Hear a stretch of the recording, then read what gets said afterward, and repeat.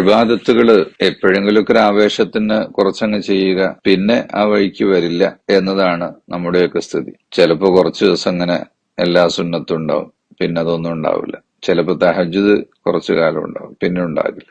തങ്ങൾ ഏറ്റവും കൂടുതൽ പ്രാധാന്യം കൊടുത്തിരുന്നത് ജീവിതത്തിൽ ഇത്തരം കാര്യങ്ങളൊക്കെ പതിവാക്കി ചെയ്യുക എന്നതിനായിരുന്നു. വകാന മിൻഹാജുഹു സ്വല്ലല്ലാഹു അലൈഹി വസല്ലമ ഫിൽ ഇബാദത്തി അന്നഹു ഇദാ അമില അമലൻ അസ്ബതഹു വദാവമ അലൈഹി.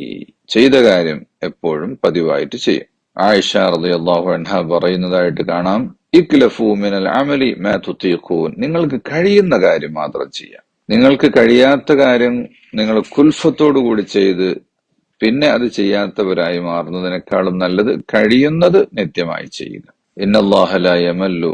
അല്ലാഹു തആല നിങ്ങൾക്ക് കൂലി തരാൻ മടിക്കുകയില്ല, നിങ്ങൾ മടിയന്മാരാകുന്നത് വരെ. വഇന്ന അഹബ്ബൽ അമലി ഇലല്ലാഹി അദ്വമുഹു വഇൻ ഖല്ല. കുറച്ചായാലും ശരി പതിവായി ചെയ്യുന്നതാണ് അള്ളാഹുവിന് ഏറ്റവും ഇഷ്ടം.